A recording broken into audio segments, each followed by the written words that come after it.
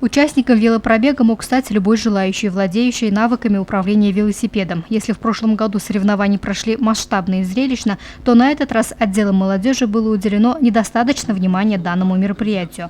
Принять участие в велопробеге, посвященном Дню молодежи, изъявили желание порядка 20 человек. Большинство из них – подростки. Перед стартовой линией выстроились и велосипедисты со стажем, а также представители активной молодежи Сибая. В велопробеге принимаю первый раз участие.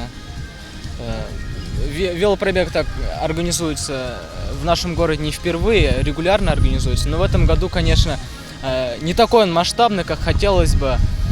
И вот активно принял молодежный парламент участие в данном велопробеге. И, конечно же, данное мероприятие направлено на здоровый образ жизни, на то, чтобы наша молодежь больше занималась спортом. Раз, два, три.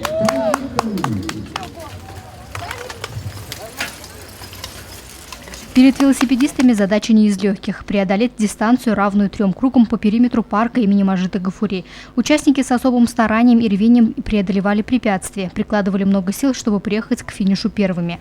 Особым азартом отличились юные велосипедисты. В результате победителями соревнования стали воспитанники секции велоспорта Ледового дворца Ирандык Гена Костюк и Максим Ефимов. Нас тренирует тренер, мы катаемся по кругам, тренируемся хорошо. Развиваем, качаем мышцы на ногах.